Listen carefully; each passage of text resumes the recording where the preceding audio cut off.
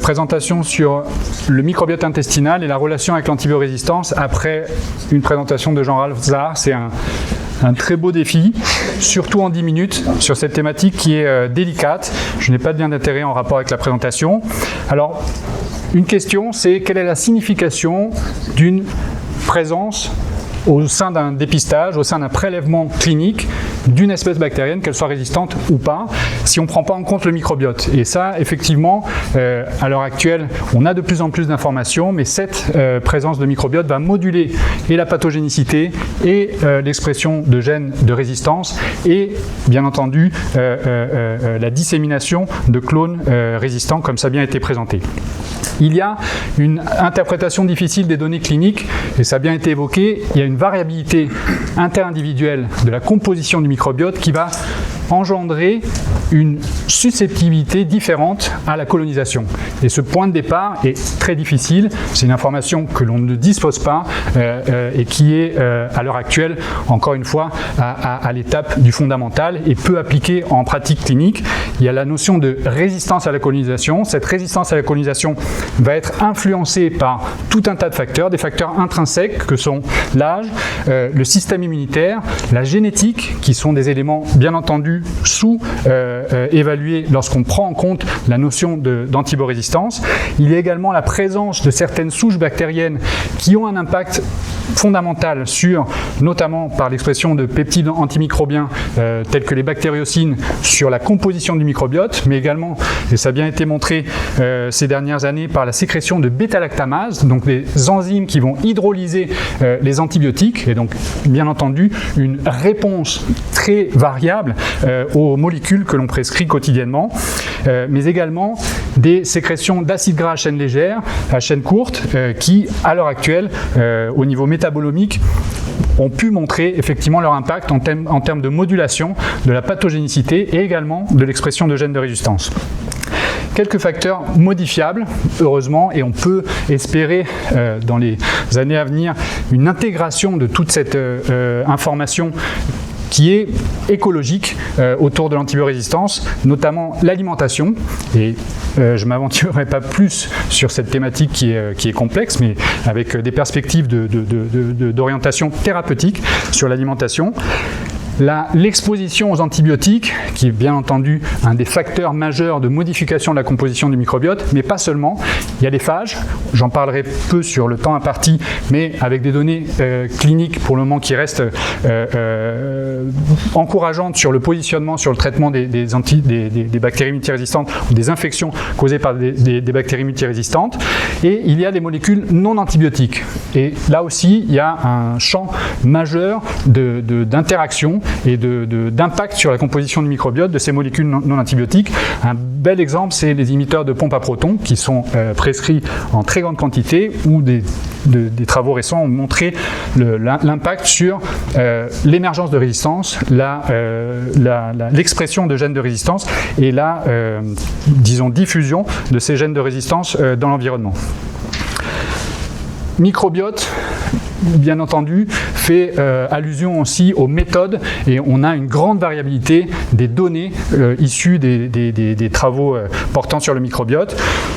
On a une vision très probablement très parcellaire de la réalité biologique, avec des études portant essentiellement sur des échantillons de sels, et donc une appréciation de la composition du microbiote du côlon terminal essentiellement, et probablement pas beaucoup plus. Une étude américaine récente a montré effectivement quelques perspectives intéressantes de développement avec ces capsules qui permettent de faire disons des photographies, ou en tout cas de capturer des échantillons de microbiote à différents étages du tube digestif, avec une perspective d'analyse beaucoup plus fine de cette composition du microbiote aux différents étages. Les analyses de métagénomique, de culturomique qui ont été en grande partie développées à l'IHU, mais également de métabolomique, de protéomique, sont tout un tas d'informations nouvelles qui nous permettent effectivement d'affiner un peu plus nos connaissances sur les conséquences de l'exposition aux molécules, qu'elles soient antibiotiques référencées ou pas, en tout cas à activité modifiant ce microbiote. Et il y a effectivement plusieurs modèles récents qui sont très prometteurs dans une perspective de compréhension mécanistique de l'impact de ces molécules sur le microbiote. Et notamment, c'est des modèles de microbiote in vitro qui prennent en compte la réponse de l'hôte. Et je pense que c'est également très important de prendre en compte l'immunité, donc que ce soit sur des modèles cellulaires ou des gut-on-chip qui permettent effectivement d'analyser la composition de la réponse immune avant de passer aux études sur modèle animal et sur les études interventionnelles de cohorte pour l'administration ou le positionnement de nouvelles molécules ou de probiotiques comme on le verra. Donc le schéma reste assez simple et le concept, séduisant à schématiser. La diversité prévient et permet effectivement d'avoir cette résistance à la colonisation qui empêche l'implantation de bactéries, qu'elles soient résistantes ou pas, mais l'implantation de bactéries pathogènes potentielles, la transmission croisée et le lien avec l'infection qui est, comme l'a bien dit Jean-Ralph, encore source de réflexion, mais pas totalement comprise. Il y a un élément qui a été publié très récemment par l'équipe d'Étienne Ruppé, qui me semble très intéressante sur la thématique, parce que c'est la relation entre une diversité de bêta-lactamase au sein du microbiote et la possibilité de résister à la colonisation d'entérobactéries productrices de bêta-lactamase à spectre étendu. Donc c'est une notion qui est un peu contre-intuitive, mais donc chez des patients qui sont exposés à la rocéphine, le fait d'avoir une diversité de bêta-lactamase, et donc on peut se poser la question de l'impact de bêta-lactamine avec inhibiteur de bêta-lactamase sur cette diversité-là, quant à la possibilité de résistance à la colonisation par ces bactéries dites multirésistantes.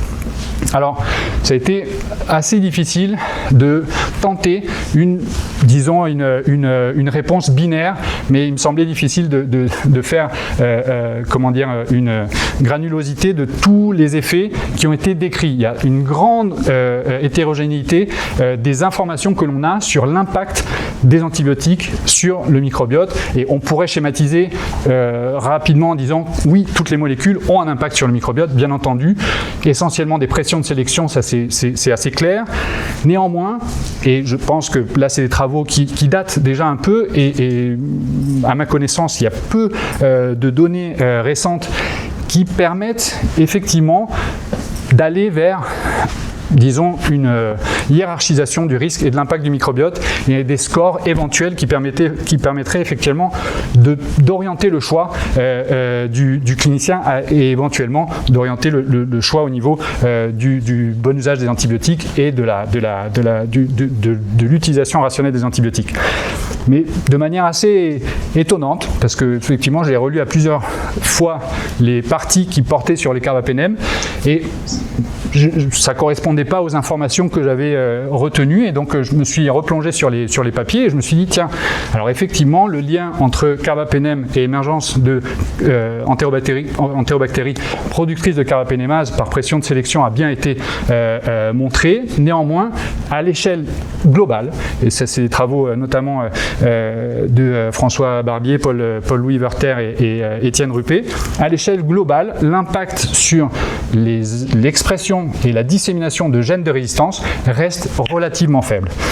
Inhibiteurs de bêta-lactamase et inhibiteurs de bêta-lactamine et inhibiteurs de bêta-lactamase, l'impact semble majeur, et là je pense qu'on attend des données nouvelles qui permettront d'évaluer les nouvelles molécules.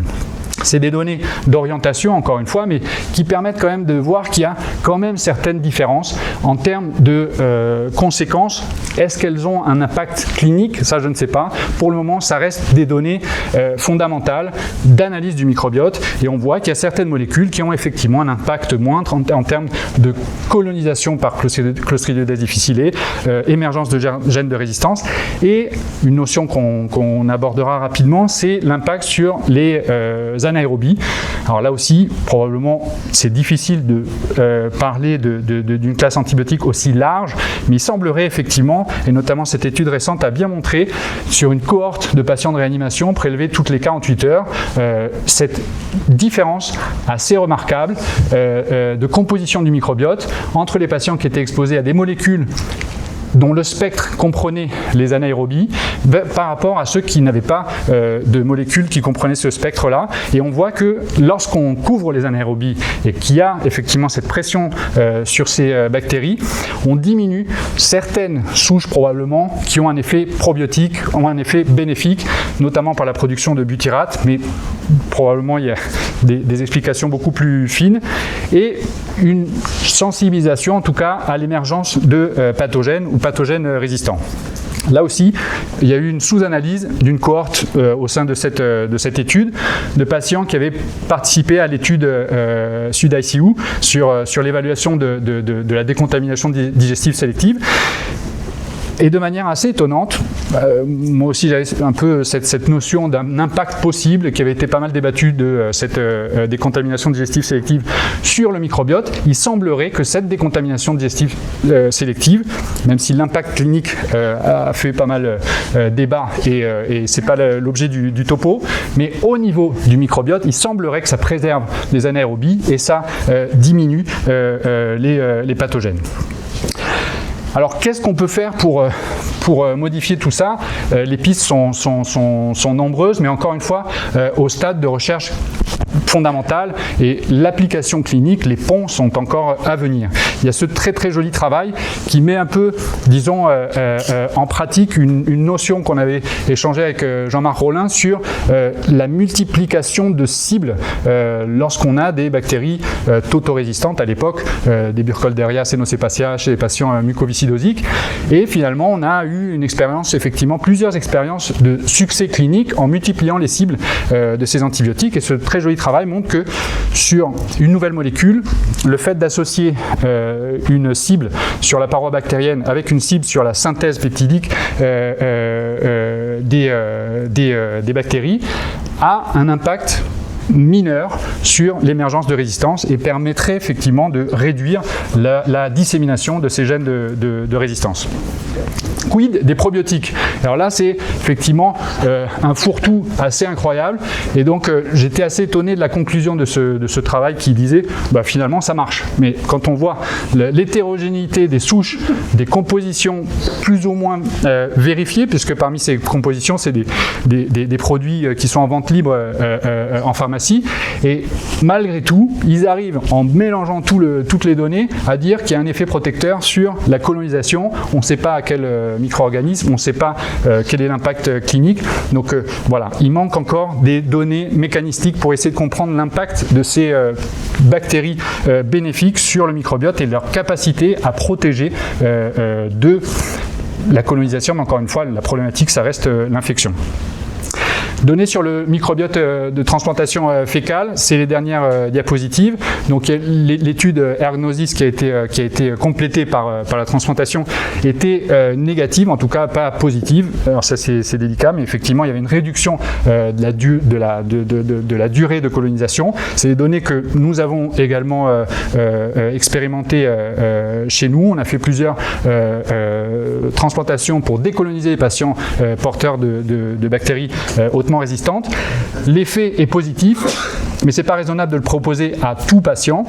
Il y a l'étude FESSES actuellement de Victoire de la Tour qui est en cours. Je pense qu'il faudra cibler des situations pour lesquelles le risque clinique et l'impact de la colonisation est, disons, avéré, notamment sur l'infection. Et donc je conclurai effectivement sur une notion qui correspond à celle de l'introduction, que probablement, en tout cas d'un point de vue du microbiote, l'antibiorésistance reste un problème écologique et donc les données cliniques sont bien entendu fondamentales. Notre objectif principal, c'est l'efficacité des molécules que l'on utilise pour traiter nos patients. Mais d'un point de vue un peu plus, avec une autre granulosité sur le microbiote, il y a effectivement beaucoup disons de finesse qui nous manque pour mieux cibler les thérapeutiques chez nos patients. Quel rôle jouent les molécules non antibiotiques? Et ça, c'est encore un nouveau champ de recherche très très très intéressant. Les antidiabétiques oraux, les statines, toutes ces molécules qui ont un impact et qui probablement rendent l'interprétation des données cliniques parfois un peu plus difficile. Les combinaisons antibiotiques, il semblerait qu'il puisse y avoir un intérêt en multipliant les cibles, encore une fois, à réévaluer sur les données cliniques qui, pour le moment, sont assez contradictoires. Probiotiques, pourquoi pas, mais il va falloir effectivement qu'il y ait des données mécanistiques un peu plus fines et la transplantation de microbiote digestif qui est prometteuse mais qui devrait être ciblée pour les populations les plus à risque d'infection lorsqu'on a une information sur la colonisation. Je vous remercie.